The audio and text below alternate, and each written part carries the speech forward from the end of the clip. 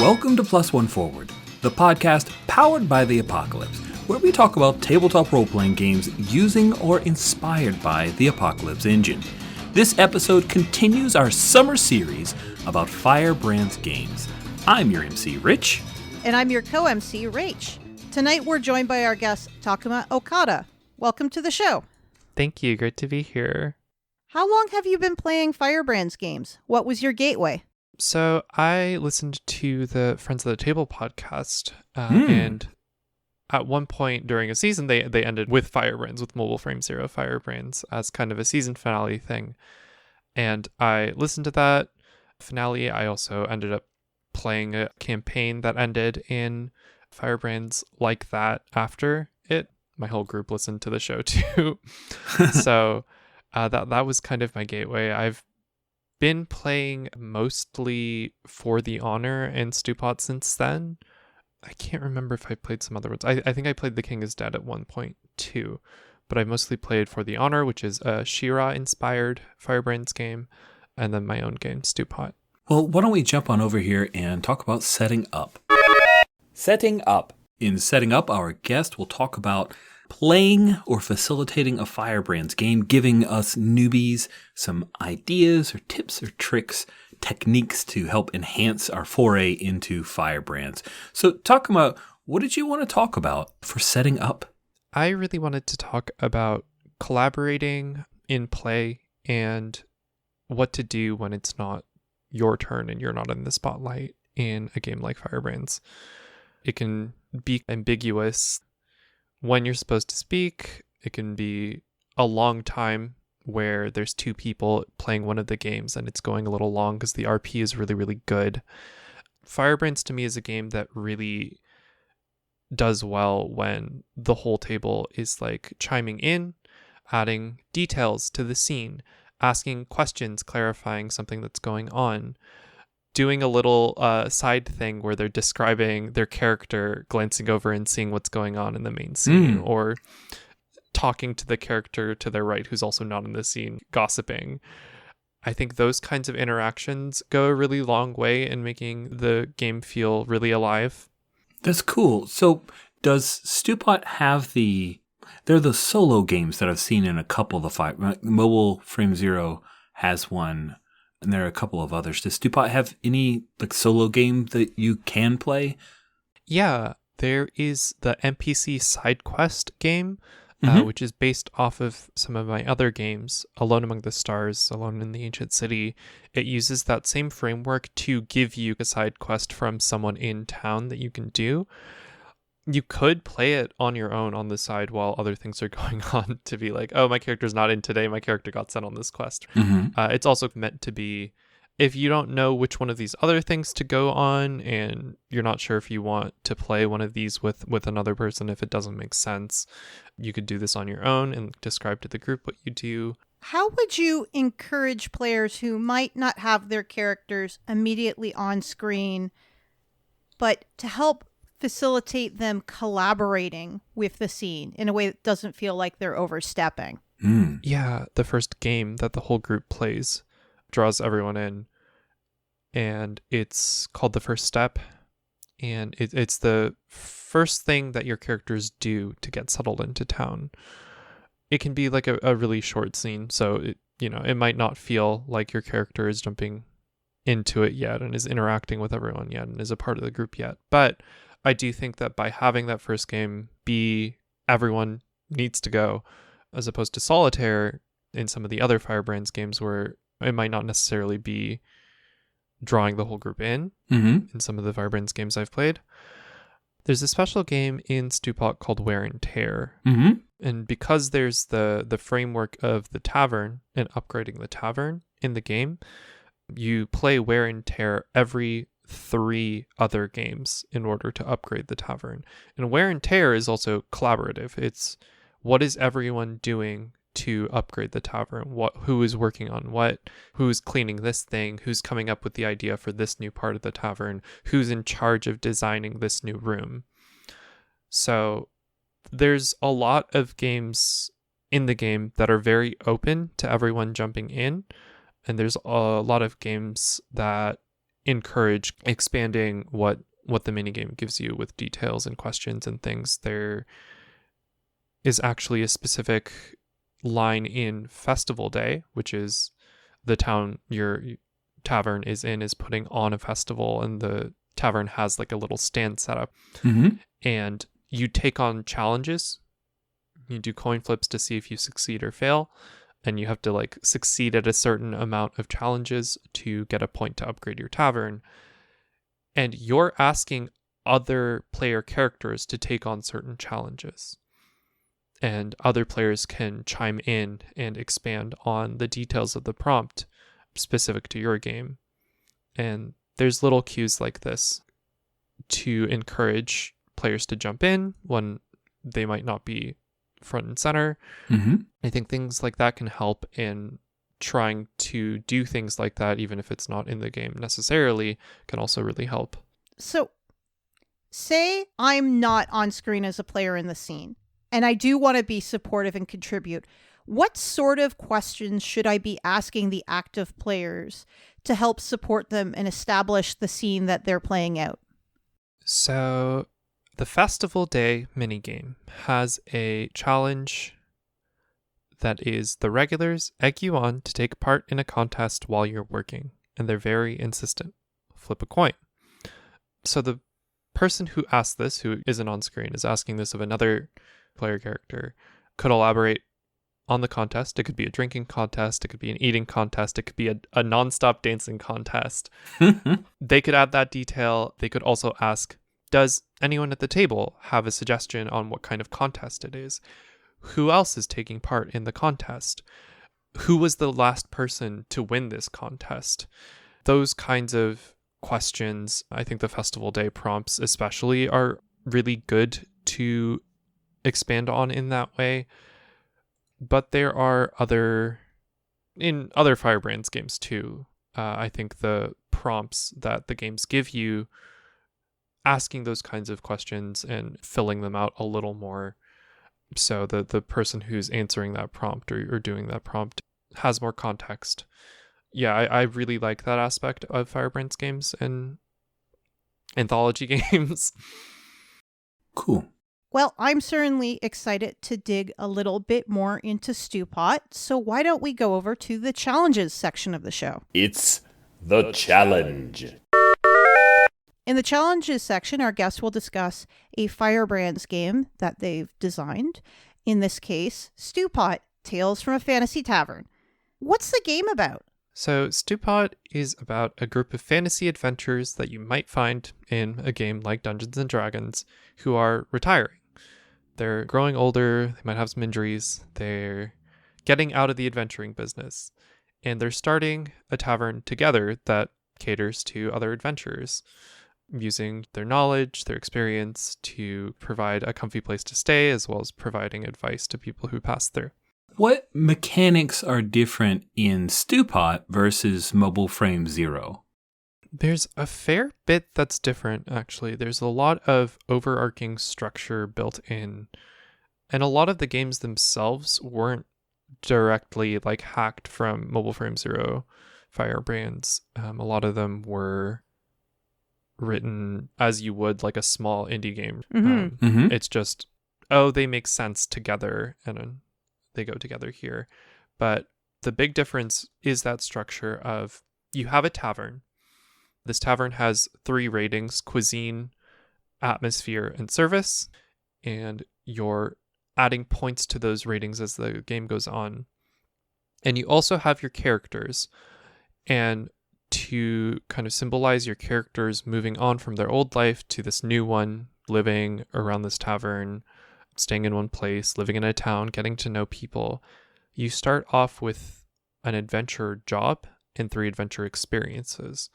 And the jobs are typical things like rogue and druid and swashbuckler.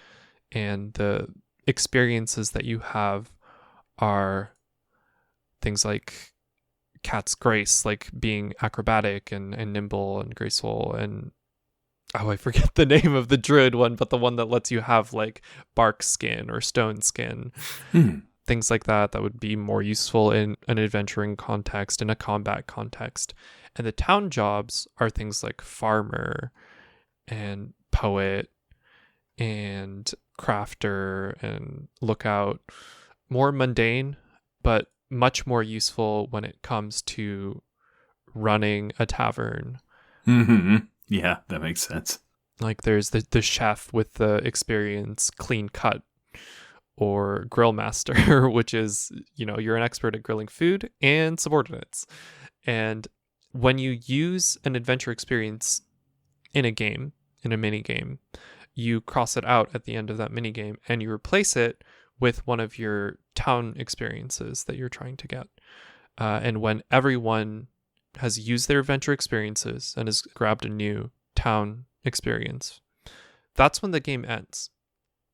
Then you all play in the rhythm of things, which is like a epilogue type game. You mentioned the mini games were more inspired by indie games rather than the games in the original Firebrands.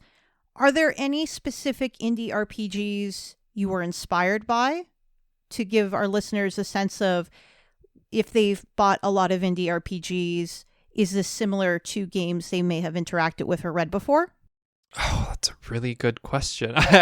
It's hard to think of specific ones. Obviously, besides Mobile Frame Zero, Firebrands, I was really inspired by a lot of the baker's other work, especially The Sundered Land, which is another collection of mini games. Definitely took a lot of inspiration from that one. I think maybe more than original Firebrands at this point. Like I said, I played The King is Dead before and read it. Mm-hmm.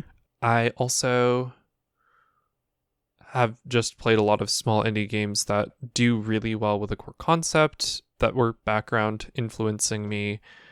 Stuff by Samantha Day at passwords.itch.io, like You Will Destroy Something Beautiful, which was a game that was in the 200-word RPG contest a couple years ago.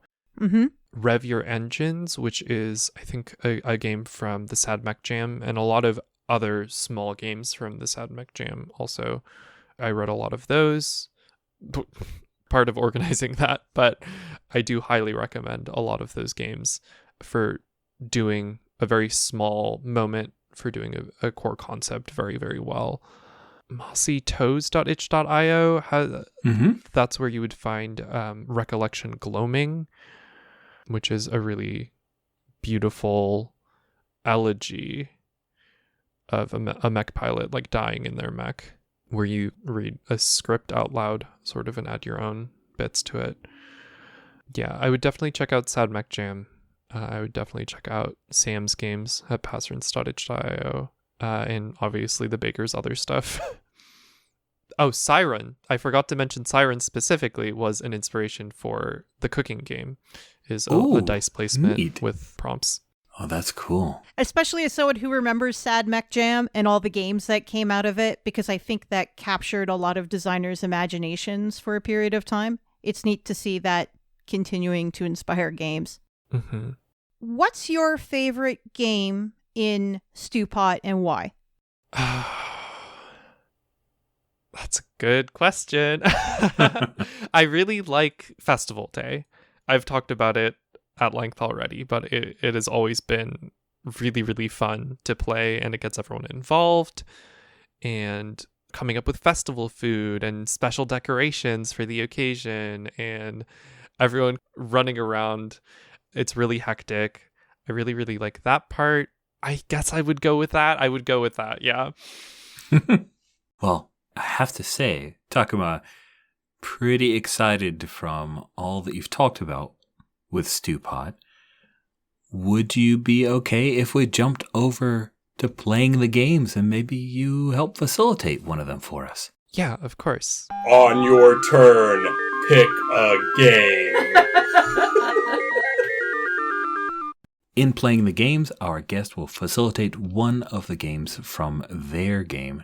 See, I heard you like games, so we stuck games in your games. This is the one part of Firebrands that's broken my brain, but I'll get better at it. One of the mini games within Stewpot. Takuma, which of the mini games would you like for us to play? I would like to play Sliced, which is the cooking game inspired by Chopped, the TV show, where you Nice. get 3 random ingredients and have to make something out of them. Oh no. I think it stands on its own very well. I know some of my friends have played it with kids, and a lot of the other games require you to have characters fully built out in the tavern and all of that, and it's hard to do on a time constraint, but this one we can do. I also had a quick note. I think part of what helps me with thinking about Firebrand style stuff is that each of the mini games is kind of like an expanded move. Nice. I like that. It's like, what if I had time to do a whole move with maybe another person or a few people for 15 minutes? Really stretched out moves. That's a cool way to think about it. Okay, so for Sliced, we are going to... Actually, let me read this out loud. So, you can handle typical tavern food fine. You've got a very nice stew, great bread from a baker down the street, and plenty of ale. But sometimes supply routes get disrupted. Or maybe you just want to stand out from the rest of the taverns. Whatever the reason, you're playing this game because you want or need to do one thing: cook with monster parts. So, would one of you like to be the cook? I'll step up and be the cook. Great call, because you probably actually cook. Wait, you don't cook, Rich? Oh no. I mean, I cook things that have very explicit instructions. That means I can make anything up and you'll believe me. Yes, 100%. Fantasy Tavern, I believe you. We will need a deck though. Yep, I have one. Great. Draw the cards for you. I also have a die for the dice rolls. Although if you have dice within arm's reach, also feel free to roll. That's no problem. Turns out I prepared some in advance because I was running a game 2 nights ago. Great. Which dice do I need? D6? Yep. You'll want 3d6. So, for the cook player to determine what ingredients are at the core of your dish, you'll draw 3 cards from a standard deck. For each card drawn, you'll roll 2 6-sided dice to determine how large the ingredient source is and where it's from. Then interpret the card based on suit and rank. I totally spaced that. You do need 6, but if you each have 3, that works out. Each other player will then describe the ingredient in more detail and tell you a highlight of this ingredient or a difficulty you may have while cooking it. Your character is a competent cook. Just remember to mention how you get around an ingredient's difficulty, or you may be criticized for it at the end of a game. So the D6, the dice are for determining the size of the original ingredient and the locale where it comes from. So if you could roll me those, and I will draw 3 cards. So 6 dice you need, correct? Yes. This is going to be a big die roll sound. Going to line them up the way they land it. This will be very interesting. All right. So what is our first card? So your first card is the 4 of diamonds, which is... Diamonds are seasoning, crushed minerals, rich fermented sauces, powdered spices, flavored oils, and thickening agents. And 4 is hostile. It's a hostile seasoning. And is my first die, I suppose, the size? Yes. So it is giant and Oh, no. from the underground. Oh. Oh, I have an idea. Uh-huh. Go ahead. I think it's a giant block of salt, but not salt as how we would interpret it, like a salt that is corrosive, and that's why it's hostile. That's wild. A corrosive salt? Yes. Great. All right. Your next card is the 10 of hearts. So hearts are animals and parts of animals: thick juicy steaks, powdered horn, delicate shells, salted tongue, drumsticks, hearts, coarse hair, spit. Ugh. 10 is shiny. A shiny animal, or a shiny part of an animal. Well, for size, we have small. And for locale, we have plains. If we go with shiny... Now, can anyone contribute ideas in this phase, or is it up to me? Rich, do you have any ideas? So a small shiny plains animal Mm-hmm. or creature? Well, peace. Or piece could be like a horn or eyes or scales. Who knows? Who knows? Wings. Okay. It's small, but we have a number of them. Thick, juicy steaks. It's maybe the most common of all the ingredients that we have procured and have to cook. They're shiny steaks. Shiny steaks. That almost feels like it may have been from some sort of reptile, and the shininess might be the scales. Yeah. Ooh, I like that. So they're like lizards. They're like big for lizards as we think of them, but they're like dog-sized, chicken-sized. I don't know, somewhere in that range. I've definitely been shown photos of dog-sized iguanas recently, so I buy it. Shiny iguana steaks. The last card is the Queen of Clubs. Clubs are fungi, lichens, and molds, fragrant mushrooms, yeasts, bright green and orange slimes. And the queen is ancient. For size, get ready, 6 mountain size. Oh my god. That's silly. This is one of the first times I've rolled so well recently. It's not my fault we have so much ingredients. We're in surplus. Oh, wait, that's a different game. And for locale, we have desert. Oh my gosh.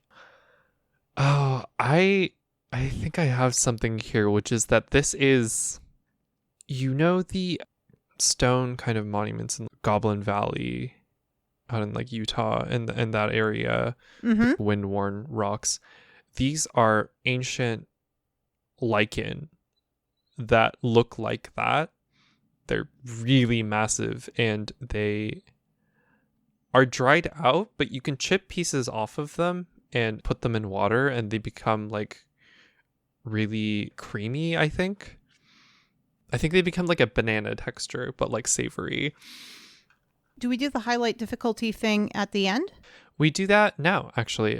We are going to add either a highlight or a difficulty or one of each to each of these 3 ingredients. I think the lichen has a highlight. I think the lichen's almost impossible to cook wrong. I think it tastes really good. The texture's really good. The timing of it is really forgiving, where it's going to take hours to overcook it. I think it's just a really nice thing. I think the difficulty of our corrosive salt is that you need particular instruments to be able to handle it. If you don't have a tempered steel or a particular type of skillet, it could eat it away. So transferring it from one cooking implement to another could be tricky. Like it. And the steaks. I think that the steaks are a little finicky because they're on the smaller side. They can get overcooked and dry out faster, and you have to be really careful with those. So one ingredient's very forgiving and the other 2 are going to require some finesse. I think I'm up for the job. All right. I believe you. So, tasters, you are the test group for this new dish. The player characters, a small group of trusted regulars, or a handful of strangers at a big tasting event. Each of you has something that you want from this dish. Come up with something on your own, or use the examples below. So this will be Rich and I, and what do I want from eating this? Do we declare what we want, or is that secret? Yeah, we'll say it out loud now. I can't not say, soup.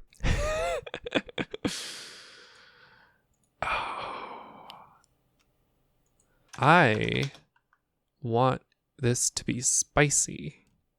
Not in a way that overpowers the dish, but I do want it to have a good kick. Spicy soup. All right.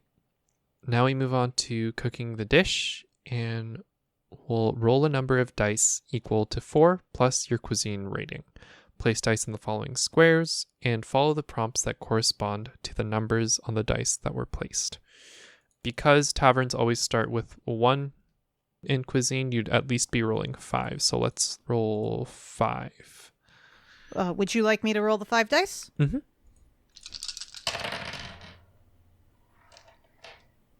Okay. Do we get to decide as a group, or do I get to decide our success or failure in this situation? As the cook, you get to. So it's a bit of mixed result. Where'd those 6s go? All my 6s went away to giant fungi. And all right, for goal, I'm going to go with 5, which is you succeed. A taster will give you a compliment. Soup. It's most definitely a soup. Could you tell us a little about how the dish went? What does the soup look like? What did you do to the salt? I think we're going to go a little bit more to the presentation, because that is one of the options later on. That is where one of my bad dice is going to go. Oh, no. I think the goal was to use this corrosive salt to corrode and break down part of the lichen fungus material. There's so much of it. We can break it down into a broth-like substance, as well as having chunks of it sliced up and put in the soup. So it's mushroom on mushroom with a little bit of a burn on it that hopefully my tasters will interpret as spicy. It feels spicy, right? You can feel the burn. With succulent chunks of meat inside. It's a good soup. It's like Szechuan peppercorn, Mm-hmm. the kind of tingle you get on your tongue, except it's corrosive. Oh. And on that note, with seasoning, it seems almost right, but it's missing a little something. What flavor do you want more of? And what spice do you add as you're eating? One taster will answer. I think I ask for a shaker of the salt. I think it doesn't have enough. Normal salt. Table salt? Oh my goodness. Rich, did you have something to add also? I wasn't looking for hot soup. I think that I asked for some milk to cut this. Oh no. For presentation, I'm going to go with a 2. The dish might taste great, but it looks pretty unappetizing. One taster describes what part of the dish grosses them out the most.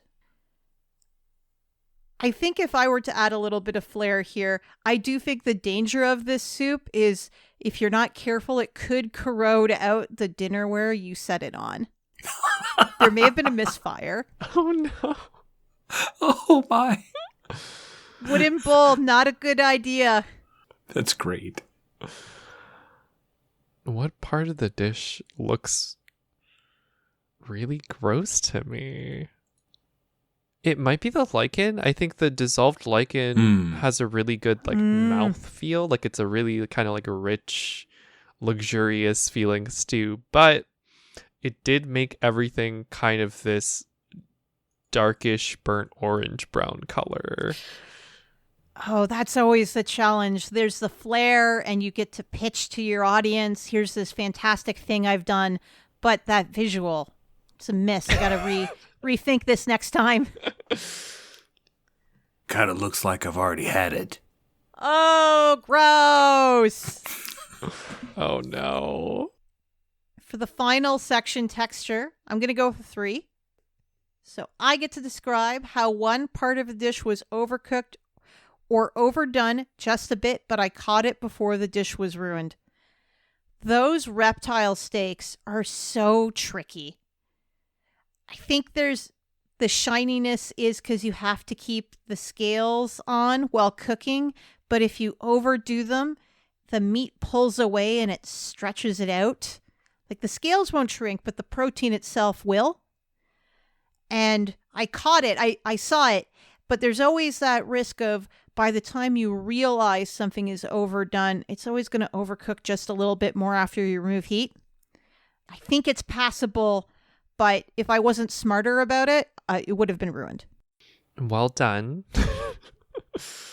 And that is the game. That is really fun. Takuma, thank you for giving us a taste of Stewpot. You're very welcome.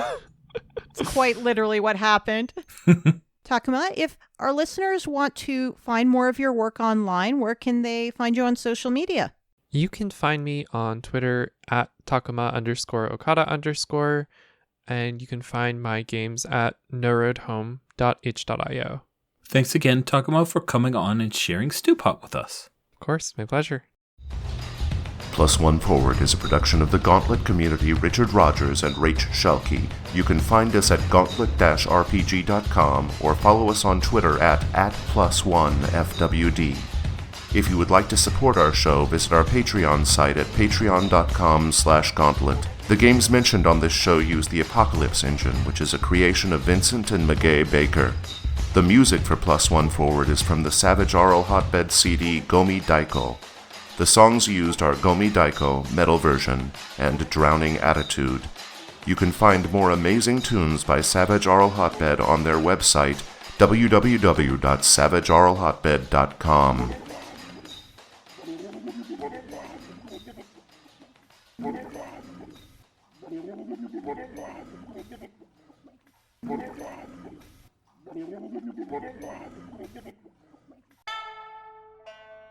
Listeners, we want to let you know that Hearts of Wulin, our PbtA game of wuxia melodrama, is now available as a PDF on DriveThruRPG. Hearts of Wulin emulates films like Crouching Tiger, Hidden Dragon and Shadow, and TV series like The Untamed and Ancient Detective. It is inspired by the Chinese martial arts novels of Jin Yong and Gu Long and their many adaptations. In these tales, romance is as dangerous as a blade. You can buy Hearts of Wulin at the Gauntlet store on DriveThruRPG. You can find more information and resources for it on our Gauntlet blog, on the Gauntlet webpage at gauntlet-rpg.com.